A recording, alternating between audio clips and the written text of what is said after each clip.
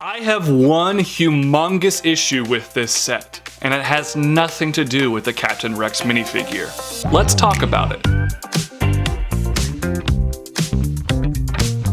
Hello everybody, the Brickologist here with another new LEGO Star Wars set review. Today we have set number 75391, Captain Rex Y-Wing Microfighter. This set retails for about $13 here in the United States, contains 99 pieces, and here is a front look at your box. The back of the box showcases some other angles of the set. The set includes one instruction manual, 56 pages of building, and there is an advertisement at the back for the rest of the June 1st wave. Do you guys want to see reviews for these sets? I have all of them, but I am a bit late to the party. Let me know in the comments below. One piece less than 100 later, we have the completed set, and you get the Y-Wing Microfighter and some clone trooper named Rex, I guess. We'll look at that dude first. And here is the Captain Rex minifigure, who is the exact same one that appeared in the UCS Vendor set last year. More on that in a minute. But all of those controversies aside, this minifigure is brilliant. All of his printing looks great to me. I love his pauldron piece. The helmet looks spectacular. I don't care about the helmet holes. The printing underneath the helmet is great as well. All these details continue on to the back. This is an A1 LEGO Star Wars figure. I love him, and getting this good a figure in a Microfighter is truly something special. However, I would be remiss as a LEGO Star Wars YouTuber if I don't mention the Rex-sized elephant in the room. Now, this is something I'm not particularly passionate about, but I think people are going nuts over and way overreacting, and let me explain.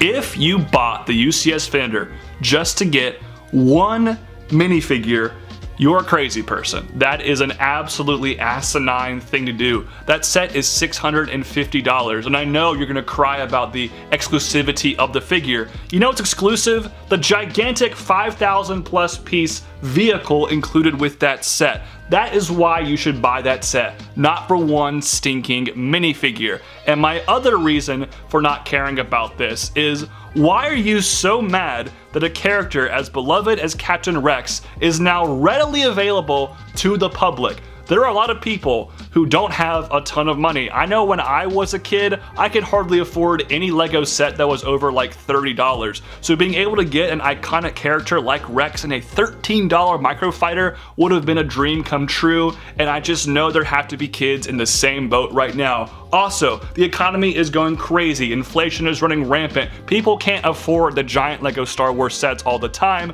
but people want this character, and now they can actually get him in a very cheap and affordable set. That is awesome and a great move on LEGO's part.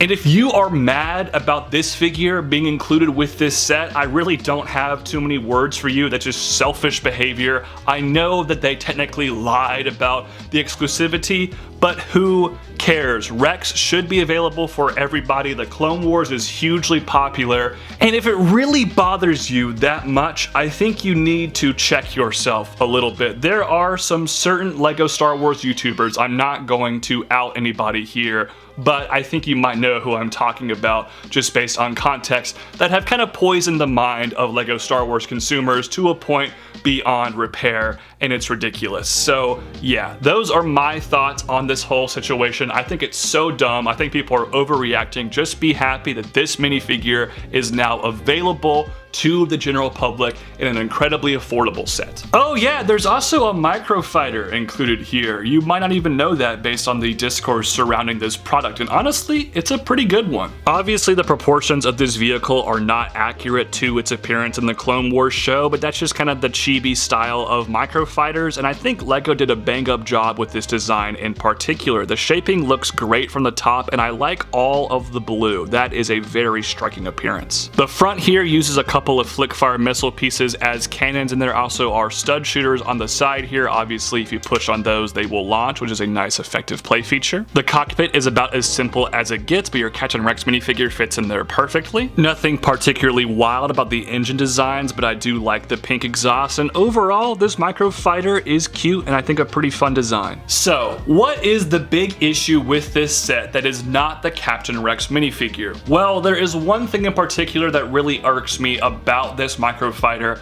and that's the fact that LEGO has never actually made this particular vehicle in minifigure scale. In fact, the last time we saw a Clone Wars variation of the Y-Wing was in 2009, and that one was yellow and white, not blue and white. I think it's crazy we haven't gotten an actual playscale version of this vehicle. People have been asking for it ever since the Clone Wars Season 7. Where is it, LEGO? I personally think it's just kind of ridiculous to give us this particular version in a Microfighter without having an equivalent set in playscale. Now, LEGO could obviously fix this issue by releasing a playscale version of this set, but we ain't getting one for the rest of 2024, and I have my doubts about it coming in 2025. I guess we'll wait and see, and I hope I'm wrong, but I'm not hopeful for the future. Unfortunately, this isn't a completely new concept for LEGO Star Wars Microfighters. With The Last Jedi's release, they made an A-Wing Microfighter, ironically that was also in blue and white, that never got made into a playscale set. We also recently got a Bantha as a Microfighter type build,